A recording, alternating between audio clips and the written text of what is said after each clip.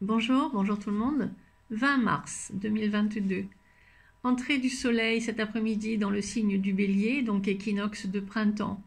J'ai mis les couleurs printemps, mais qui sont également les couleurs de l'Ukraine, que je n'oublie pas, dans mes pensées.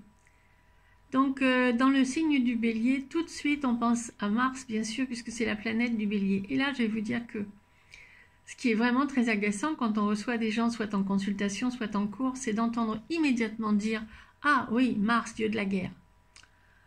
Tant qu'on réduira Mars à la guerre, on s'en sortira pas de la guerre. J'aime pas dire « on », alors je vais dire « nous ne nous en sortirons pas ».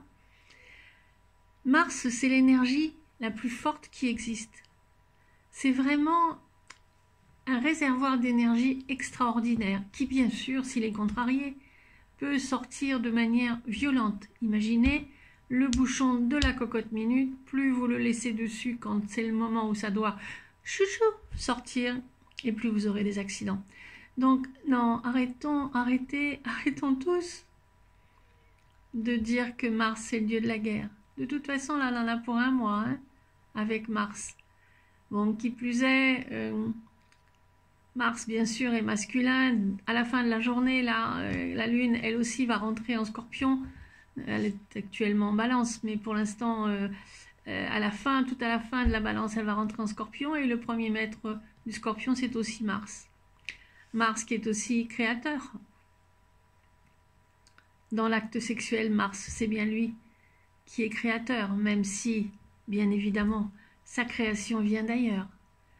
Donc, réfléchissons vraiment tous ensemble à stopper non seulement Mars la guerre, mais Mars la colère.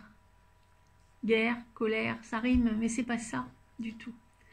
Alors, aujourd'hui, il se trouve que c'est l'astéroïde Manas 3349 qui est conjoint avec le Soleil au moment de son entrée en Bélier.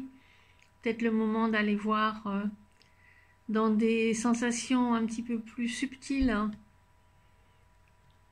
que le feu bélier, même s'il faut du feu bélier pour être dans du subtil comme il faut le reste. Donc je vous recommande d'aller lire ce qui est écrit sur Manas. Je l'ai écrit plusieurs fois, donc bon, c'est vrai que je vous recommande le texte de l'instant vivant. Et puis il se trouve que Mars, aujourd'hui, là au moment de l'entrée en bélier, est conjoint avec Maya. Donc non, c'est pas l'abeille, ça porte le numéro 66, c'est un astéroïde aussi. Et en hindouisme, on parle de la force créatrice, du dieu créateur. Donc vous voyez Mars, force créatrice, Manas, perception subtile. À l'entrée du signe du Bélier aujourd'hui, il serait peut-être temps de regarder les choses avec un autre regard que ce qui peut se dire et se répéter. Donc à l'entrée du soleil en Bélier, Mars se trouve à 10 degrés et quelques. Donc vous devez chercher le degré symbolique 11 pour Mars. En Verseau, pardon, je n'ai pas dit, mais voilà. Je vous souhaite un bon printemps. Bien sûr, je reparlerai d'ici là. Et bientôt, nous allons remettre en place avec la sphère de Gaïa des enseignements concernant Z-Light et justement tous ces astéroïdes. Alors, je vais plutôt dire les astéroïdes et les planètes naines et divers objets, oula, c'est dur à dire, et tout ça avec le support de Z-Light.